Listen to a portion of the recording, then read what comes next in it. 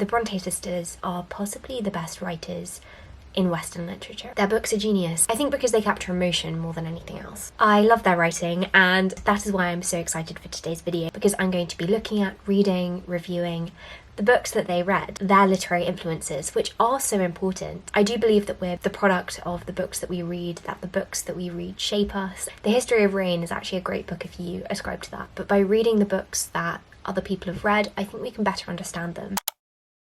So just for some background context before we actually get into the video, books were expensive in Victorian England. They didn't have disposable income to be spending on buying lots of books. And that was even after they'd published. They still didn't have the money to go and buy whatever book they wanted. But that's not to say that they didn't read. They were avid readers, and Branwell Brontë once wrote, "I used to think that if I could have for a week the free range of the British Museum, the library included, I could feel as though I were placed 7 days in paradise." What they did read, they devoured, they reread, and there is evidence of the siblings recommending these books to friends as well. So for example, Charlotte wrote to her friend Ellen Nussey in 1834. She advised her to read William Shakespeare, John Milton, Oliver Goldsmith, Alexander Pope, William Wordsworth and Robert Southey, among others. And they were also aware of their contemporaries, the great romantics like Byron and Wordsworth, Coleridge, De Quincey, and they actually sent some of their writing to these writers to get their opinions. In today's video, I will be reading some of the books that they read, some that they recommended, and basically reviewing them, talking to you about them.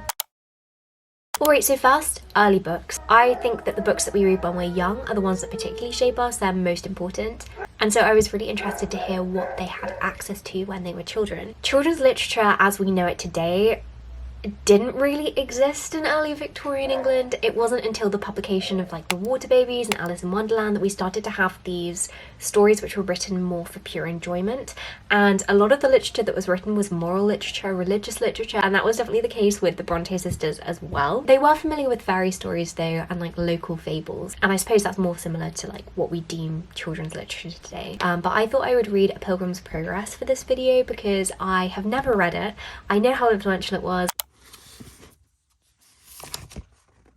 Alright, so yes, I started The Pilgrim's Progress and I was really excited about this book, but I thought it was so boring. Before children's literature was really a thing, they were moral tales that were told to kids. They were ethical tales. It was about religion, Christianity. They were written with this purpose as opposed to just being enjoyable literature, and it definitely shows. It's just not an enjoyable thing to read. And I can't believe that this is one of the main books that children had to read. Right, so I just finished this. This was the most popular children's book. And I can't believe that it was. It really shows how little choice children had. The language is very bland, and that's not characteristic of all children's books, despite assumptions. Much children's literature is beautifully written. Peter Pan, for example, or Alice in Wonderland, it plays with language in fun, nuanced, interesting, nonsensical ways. This is just so basic, and I just feel bad that the Brontë sisters had this as like one of their main books to read when they were young. The whole thing is an allegory of what it means to live a good Christian life. It's like a very early Bildungsroman novel, which is a kind of style of novel which follows somebody from youth into adulthood and you see the growth of that person.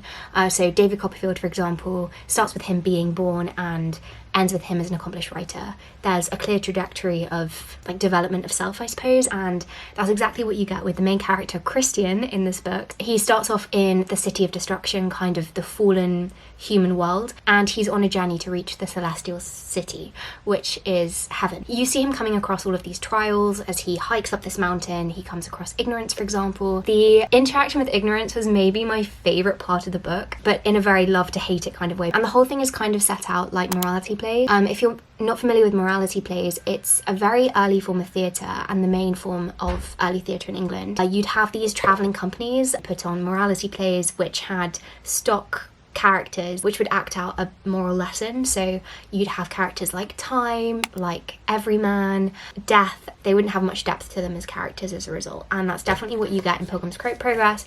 You've got Christian, you've got Ignorance, you've got Hopeful. My main issue with this is I was really looking forward to reading this because I was familiar with the allegory already and I like it. I think it's interesting, so I was excited to read this, but I just really did not like the writing of it. 1 star, sorry.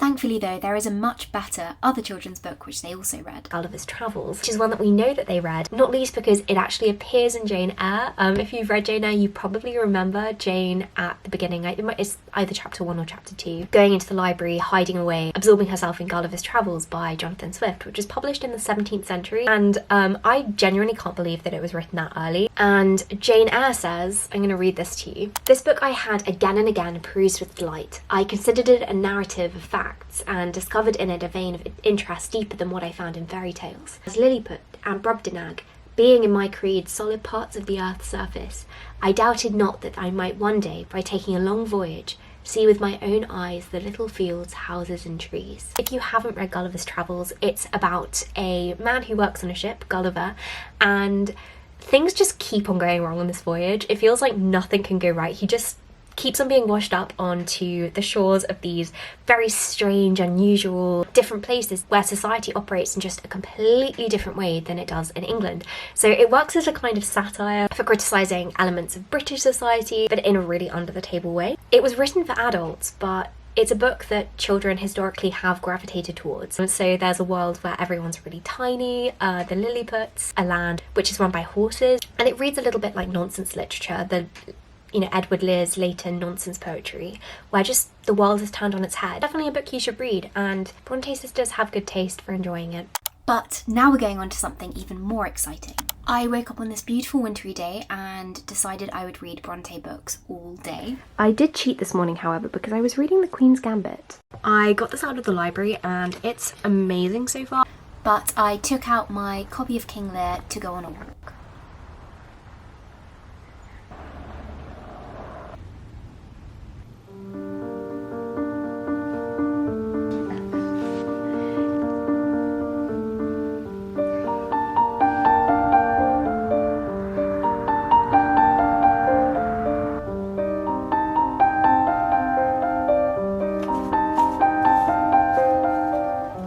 These definitely are reminiscent of the long walks that some characters take in the Brontë books, like Tend to Wildfell Hall, while she's seen trekking across the moors up to Wildfell Hall. Big differences though, when I read those scenes, I never think it looks as beautiful as this.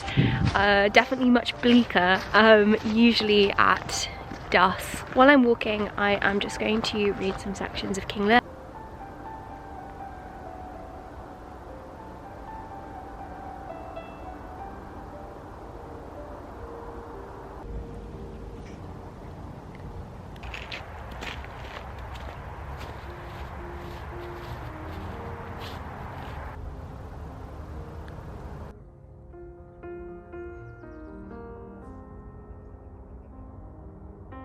I only ended up reading Act 1, Scene 1 of King Lear. I'm reminded of why I just love this place so much. I'll talk to you more about it inside though because it's actually freezing. So I'm reading Shakespeare today because the Brontë sisters did have access to the complete works of Shakespeare. They actually had a very rare first folio edition of Shakespeare, which is really quite cool. There's only one direct reference where the Brontes actually say that they have read him, which is a letter that Charlotte Brontë wrote, and she's quite critical of Shakespeare. Now Ellen, don't be startled at the names of Shakespeare and Byron. Both of these were great men and their works are like themselves. You will know how to choose the good and avoid the evil. The finest passages are always the purest. The bad are invariably revolting. You will never wish to read them over twice. Omit the comedies of Shakespeare. She's quite tentative in recommending Shakespeare to Ellen, but she does recognise that there are fine passages, and I can imagine them really loving the strong female protagonists of The Winter's Tale, King Lear, Taming of the Shrew, and they kind of do parallel those independent women that we see in the Brontë novel. I decided to read King Lear by Shakespeare because I recently read Wuthering Heights, and King Lear is the only book to be specifically mentioned by Emily Brontë, and it says, I ordered the miscreants to let me out, on their peril to keep me 1 minute longer, with several incoherent threats of retaliation in their indefinite depth of virulency, smacked of King Lear. And this quote from Wuthering Heights is definitely reminiscent of when Kent gets so angry. He's just so angry. So he's talking to Oswald. The front page of this keeps on falling out. Oswald says, what dost thou know me for? And he goes, a knave, a rascal, an eater of broken meats, a base, proud, shallow, beggarly, 3-suited, 100-pound, filthy, worsted, stocking knave. Literally for the whole of this, and then kind of into this. He's just listing all of these terrible things about Oswald, and then he goes ahead and he attacks Oswald. I don't know which section specifically Kathy is getting us to think about, because obviously that passes with like the revenge of Lear and his vengefulness and his inability to admit defeat, but when I read that, it made me think of that passage specifically. So I'll let you know what I think of King Lear as a whole at the end. When I read it a couple years back, I did really enjoy it. Have adamantly said since that King Lear is one of my favourite Shakespeare plays. I'm enjoying it more than I did the first time I read it. I've got some work I need to get done, but I'm going to come back and read this in the afternoon, and I can't wait to get back into it.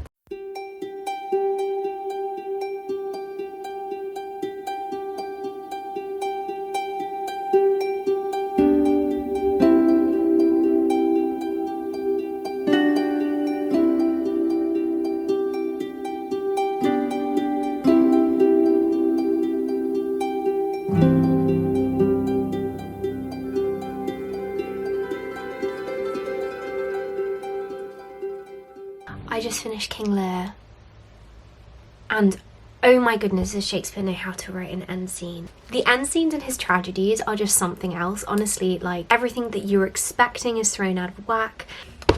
It's just one of the worst, like, most horrible endings to read. That image of Lear holding Cordelia's body, especially straight after all of these imaginations of what their life together will look like and how they'll just observe the world in this really simple way. Like, I was trying, like, it's getting quite emotional reading this bit. Okay, it says, "No, no, no, come, let's away to prison. We two alone will sing like birds in the cage. Thou dost ask me blessing, I'll kneel down and ask of thee forgiveness. So we'll live and pray and sing and tell old tales and laugh at gilded butterflies and hear poor rogues talk of court news. And we'll talk with them too, who loses and who wins, who's in, who's out."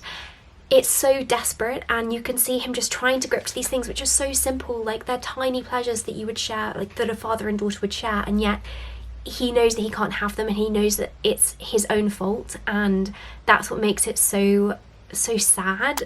Sorry, my camera ran out. Also, I forgot how little Cordelia actually appears in King Lear. I thought that she was in it a lot more, but she barely has any speaking time, and she goes away to France. She's in France for most of it. So it's only really at the beginning and the end that you get anything from her. When I read it, I loved Cordelia. Power as a woman. She's the youngest actor on stage as well. She would have been played by a boy actor in Shakespeare's time, and so she's the youngest on stage. She's the youngest of her siblings.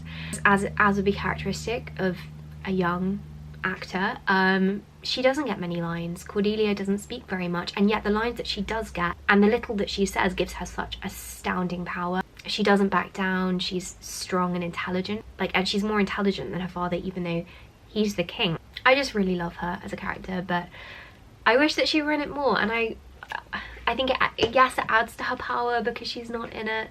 I get that, but also I would have loved to have read more bits from Cordelia. Oh, and the other thing that I just wanted to mention is this changes towards the end when Lear is crying freely, and like this image of weeping comes up the whole way through. But there's this bit halfway through where Lear is just refusing to cry, and he's saying that it's unmanly to cry, and holding up all of these stereotypes about men showing emotion, which we talk about today in modern feminism. Okay, I found it. It's from Act 2, Scene 4. This scene and the final scene in the play are my two favourites. "If it be you that stirs these daughters' hearts against their father, call me not so much to bear it tamely. Touch me with noble anger, and let no woman's weapons, water drops, stain my man's cheeks." What is that? Sorry, but what is that? "And let not women's weapons, water drops, like tears are the weapons of women, stain my man's cheeks." It's just so absurd. Toxic masculinity to a T. I don't think the Brontës sisters would have been amused by that either. Anyway, I'm gonna get on with some more work, and I plan on reading some poetry in maybe an hour or two. The Brontë sisters did also read poetry, and Anne Brontë specifically mentions David Moir and Alexander Pope, so I decided to read both of these. What time is it? It's 4:15, and I'm gonna read some David Moir poetry. I wanted to read it outside because there's something about reading poetry in the cold. Tell me if you're the same, because I'm not sure if I'm just really weird. And that's actually why I prefer reading people like Milton, in autumn and winter because I am cold when I read it. So I've come outside to read David Moir. There wasn't an anthology or anything that I could find, and there are only 2 poems on Poem Hunter. There's To a Dying Infant, and there's another called The Rustic Lad's Lament in the Town, so I'm going to sit and read these somewhere. Or stand and read them actually, because there's only 2 poems. I'll let you know what I think. I'll let you know if I agree with the Brontë sisters. Yes, with the quiet dead, maybe thy rest shall be. So beautiful as now, maybe thou seemest. Thine upturned eyes glazed over like harebells wet with dew. The little arms that clasped me, the innocent lips that pressed, would they have been as pure, till now, as when of yore I lulled thee on my breast? And when the hour arrives from flesh that sets me free, thy spirit may await the first at heaven's gate to meet and welcome me. And for the first half of that poem, it just seemed like an ode to his infant child, which is nice, but it didn't feel like there was much depth to it. But that all changed in the second half of that poem. So sad.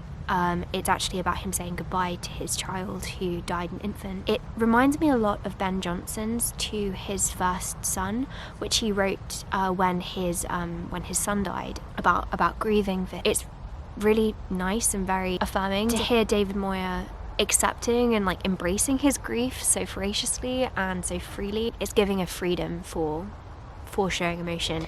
I'm going to read the second one, but I'll read this and then we'll head inside. Alright, the title again does not do that poem justice. I really like David Moir. I'm going to see if I can find some more of his poetry. It's a man who now lives in the city reflecting on his childhood spent in the countryside, how, you know, it all seems like a dream now when he looks at it, but he's looking back at it with rose-tinted glasses. Captured very well, reminds me of Thomas Hardy's poem. I like how with both of them, it starts off fairly bland and it doesn't feel like there's much depth to it, and then all of that shifts. I actually love winter so much. Look at Layla.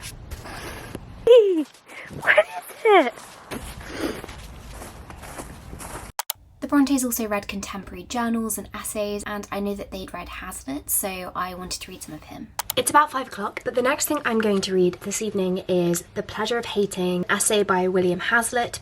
These are the Little Penguin Big Ideas books, and I love these so much. I've just finished reading this. It was really short. It's basically positing that human beings are built to hate things and that naturally we're inclined to dislike things, and that if enough time passes we will grow to hate anything. We grow to hate our old books, our old friends, are constantly with something or seeing something for a long period of time, then we will eventually grow to dislike it. And there is some truth in it, but I do think the argument is too simplified, and he doesn't acknowledge that he is making a huge generalization. It almost feels like he's saying it more for the sake of saying it than he actually believes it. It reminds me a lot of the American dream, actually, encapsulated in The Great Gatsby. You're constantly striving for something more, like nothing is ever enough. There's always something else that you want, and I do think that's kind of what this is getting at. Even our strongest partialities and likings soon take this turn. That which was luscious as locusts anon becomes bitter as coloquintida. I'm definitely not saying that right. But love and friendship melt in their own fires, Hazlitt says. It's a very cynical way of looking at the world, and I don't think it's a very productive way to look at the world as well. Even if he is correct in observing that human beings dislike things and might grow bored with things, I just don't think it's a productive worldview, and I don't think it's one that is worth adopting. But it was a good essay, and you can also see aspects of Heathcliff coming through in this, and first generation Cathy. Just the idea of like loving to hate things, being essentially just not very nice, basically. The hypothetical person which is kind of constructed through this essay, I don't know, he just kind of reminds me of Heathcliff, and I do wonder if Emily Brontë was at all inspired by this. Okay, I'm gonna go downstairs and get some dinner, and I'll probably read some Alexander Pope poetry in bed tonight, but I will check back in with you probably tomorrow or the next day with a review of The Pope and how I found it. I downloaded the complete works of Pope on my Kindle, and I've been reading it this morning. I haven't finished it yet. I'm not sure what it is I've even read of his before, because I'm racking my brain. I can't actually concretely remember reading anything. I just remember not liking him when I read him. He reminds me a lot of Walter Scott, but I prefer him to Walter Scott. He does use a lot of Greek mythology, and I don't know much about Greek mythology, so I know that a lot of that is going over my head, and there's a lot of richness to the text in those references to the Greeks which I'm not appreciating, which I know means that I don't read the poetry as it's supposed to be read. But aside from that, I really love descriptions of the seasons. Like, one of the first things in this collection, which actually is still my favourite thing so far, I think they put it at the start for a reason, because it's such a great way to dip into him, is these 4 poems about each of the seasons. He really likes spring in these poems as well. Spring is his favourite season. He compares autumn to spring as opposed to appreciating autumn in its own right. Oh, I love this. Fresh rising blushes paint the watery glass. So I've now read the selected works of Alexander Pope. I really love his nature poetry and extracts from his letters. Let me just find the exact details, but he wrote this letter to somebody about garden. He's just writing about his own garden, a visitor who came to see it. There is certainly something in the amiable simplicity of unadorned nature that spreads over the mind a more noble sort of tranquility and a loftier sensation of pleasure than can be raised from the nicer scenes of art, basically arguing that art which resembles nature will always be superior. The overall theme that I've noticed in Pope is he's extremely nostalgic, which is characteristic of the Romantics, but specifically for ancient Greece, talks about gardens which were mentioned by Virgil and Homer, and then he actually gives a translation of this garden described by Homer, because he says that there isn't a good translation available, and his translation is impeccable. Again, one of my favourite things in this. The reddening apple ripens here to gold. Here the blue fig with luscious juice overflows, with deeper red than the full pomegranate glows. The branch here bends beneath the weighty pear, and verdant olives flourish round the year, the balmy spirit of the western gale, eternal breaths on fruit untaught to fail. Each dropping pear a following pear supplies, on apples, apples, figs on figs arise. Alright, so this is the final book of this video, and it's also actually mentioned in Jane Eyre, as you can see. Bewick's British Birds. I actually don't know what the physical book would have looked like that the Brontës owned. I suspect it would have been much more beautiful than this, just because books were. Inside, it would have had the same engravings. So these are woodcut prints, which were done by Bewick, and they are so detailed, like, incredible. Woodcut art is actually some of my favourite. I don't even know what it is about it. Actually remarkable, the level of detail that he's able to capture. There is definitely a real charm to this over seeing a photograph or seeing colour prints that you usually would get in a book about birds. I really enjoyed looking through this. I really enjoyed reading it, and it's a book I know I will return to. However, the detail in this book from an information standpoint is very minimal. So each of the accounts, there's 1 to 3 pages per bird, and at the top you've got the picture, and then it will say what the bird looks like and describe the placement of the feathers. They've outlined technical terms so that you can understand his descriptions of what the birds look like,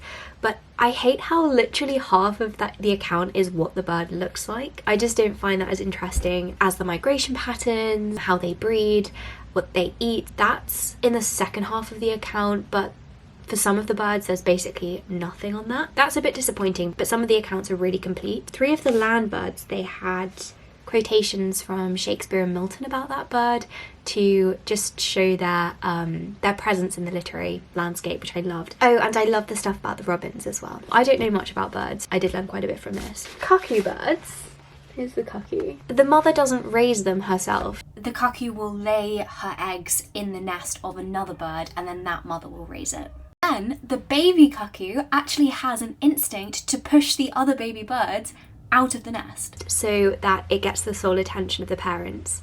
Isn't that awful? It's horrible. I know it's nature, but oh my goodness, those poor other birds. Its back has evolved to be much stronger than other birds of that age, which means that it has the strength to push them out. I just think that's bizarre. Like, I can see why the Brontë sisters love this, and I can imagine it's the kind of book that they could sit together and read as well. I'm sure that they use this to identify the birds that they saw. Yeah, so overall, the Brontë sisters, I approve of their taste of the Romantics, the fact that they read Wordsworth and Byron. Wordsworth, I think, is the best of the 3. He captures the natural world, and he writes about the natural world in such a sensitive, tender way. I also didn't read Milton's Paradise Lost for this, although that is a book that they read. That is one of my favourites, actually. I've read it twice. Paradise Lost, if you didn't know, is a retelling of the story of Adam and Eve and Genesis, and it's told specifically kind of through the eyes of Satan, Lucifer, who is one of the angels that rebelled against God and then fell from heaven. And you see his bitterness, and you see his humanness as well. You know, man is made in the image of God, but I'm reading the Brothers Karamazov at the moment. Dostoevsky says that man and the devil are much more aligned. Those questions of morality, especially in a book like Wuthering Heights, definitely are prevalent, but Paradise Lost is beautifully written. Milton's writing is so vivid. I just love the sounds of his poetry as well. Anyway, thank you so much for watching this video, and I hope you were able to walk away with some book recommendations, or at least inspiration to go and read the Brontë sisters. So anyway, I hope that you have a productive week.